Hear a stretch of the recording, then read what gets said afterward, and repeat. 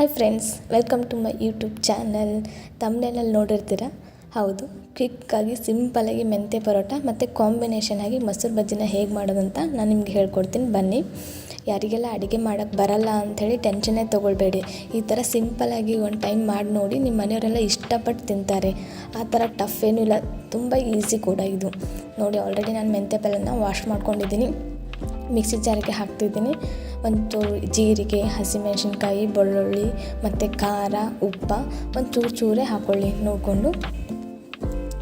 ಇದನ್ನು ಪೇಸ್ಟ್ ಮಾಡ್ಕೊಂಡು ಬರಬೇಕು. ಒಂದು ಚೂರು ನೀರು ಹಾಕಿ, ಜಾಸ್ತಿ ಹಾಕಬಾರ್ದು. ತುಂಬ ಟಫ್ ಏನಿಲ್ಲ ಇದು. ಡೈಲಿ ಚಪಾತಿ ತಿಂದು ಬೋರ್ ಆಗ್ತಿರ್ತೈತಲ್ಲ, ಈ ಥರ ಒಂದು ಸತಿ ಟ್ರೈ ಮಾಡಿ ನೋಡಿ. ಇವಾಗ ನಾನು ಪೇಸ್ಟ್ ಮಾಡ್ಕೊಂಡು ಬರ್ತಾಯಿದ್ದೀನಿ. ಈ ಥರ ಬಂದಿದೆ.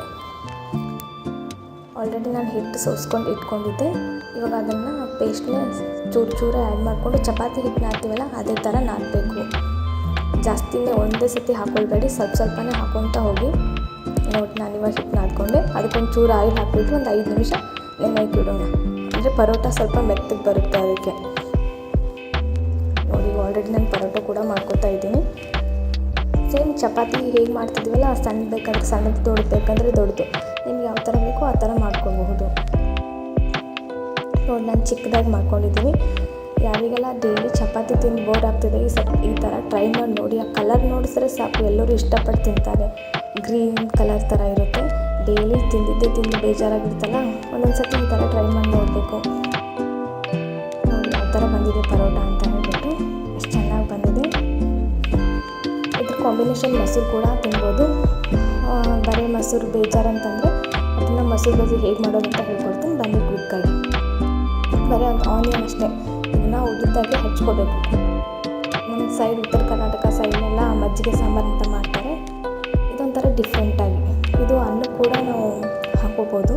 ಇದೇನಿಲ್ಲ, ಒಗ್ಗರಣೆ ಹಾಕೋದು, ಜೀರಿಗೆ, ಸಾಸಿವೆ, ಸ್ವಲ್ಪ ಉಳ್ಳಾಗಡ್ಡಿನ ರೆಡ್ ಥರ ಆಗಬೇಕು, ಆ ಥರ ಫ್ರೈ ಮಾಡ್ಕೋಬೇಕು. ಚೆನ್ನಾಗಿ ಫ್ರೈ ಮಾಡಬೇಕು. ಇದಕ್ಕೆ ಮೇನ್ ಇಂಗ್ರೀಡಿಯೆಂಟ್ ಅಂತಂದರೆ ನಮ್ಮ ಕಡೆ ಶೇಂಗದ ಚಟ್ನಿ ಅಂತ ಹೇಳ್ತಾರೆ. ಅಂದರೆ ಶೇಂಗಾ ಹುರ್ಕೊಂಡ್ಬಿಟ್ಟು ಮಿಕ್ಸಿಗೆ ಹಾಕಿರ್ತೀವಿ, ಆ ಪುಡಿನ ಲಾಸ್ಟಲ್ಲಿ ಹಾಕೋಬೇಕು. ಇವಾಗಲ್ಲ, ನಾನಿವಾಗ ಫ್ರೈ ಮಾಡ್ಕೊತಾ ಇದ್ದೀನಿ. ನೋಡಿ, ಚೆನ್ನಾಗಿ. ಇದನ್ನು ಬಿಸಿ ಅನ್ನ ಮಾಡಿದಾಗ, ಡೈಲಿ ಸಾಂಬಾರು ತಿಂದು ಬೇಜಾರಾದರೆ ಈ ಥರ ಕೂಡ ಟ್ರೈ ಮಾಡಿ ನೋಡಿ. ಅದ್ರಾಗ ಇವಾಗ ಬೇಸಿಗೆ ಅಲ್ವಾ, ತಂಪು ಕೂಡ ಮಜ್ಜಿಗೆ ಸಾಂಬಾರು ಥರ ಮಾಡಿಕೊಂಡ್ರೆ. ಇದಕ್ಕೆ ಸ್ವಲ್ಪ ಖಾರ, ಉಪ್ಪು, ಅರಿಶಿಣ ಹಾಕ್ಕೋಬೇಕು. ಮತ್ತು ಇದನ್ನು ಆವಾಗಲೇ ಮೊಸರು ಆ್ಯಡ್ ಮಾಡಬಾರ್ದು. ಒಂಚೂರು ತಣ್ಣಗಾಗಕ್ಕೆ ಬಿಡಬೇಕು, ಒಂದು 5 ನಿಮಿಷ. ತಣ್ಣಗಾದ್ಮೇಲೆ ಆಮೇಲೆ ಮೊಸರು ಹಾಕ್ಕೊಂಡು ಬಿಡಬೇಕು. ನೋಡಿ, ಯಾವ ಥರ ಬಂದಿದೆ. ಈ ಥರ ಎಣ್ಣೆ ಬಿಟ್ಕೊಂಡಿರಬೇಕು. ಪರೋಟ ಜೊತೆ ಅಂತೂ ತುಂಬ ಟೇಸ್ಟಿಯಾಗಿರುತ್ತೆ. ಪರೋಟ ಅಂತಲ್ಲ, ನೀವು ಬೇರೆದು ಪಾಲಕ್ ಪರೋಟ ಅದ್ರ ಕೂಡ ಕಾಂಬಿನೇಷನ್ ಇರುತ್ತೆ. ನೋಡಿ, ಇವಾಗ ನಾನು ಮೊಸರು ಹಾಕ್ಕೊಂಡೆ. ಇದಕ್ಕೊಂಚೂರು ಸಕ್ಕರೆ ಕೂಡ ಆ್ಯಡ್ ಮಾಡ್ಕೊಳ್ಬೇಕು.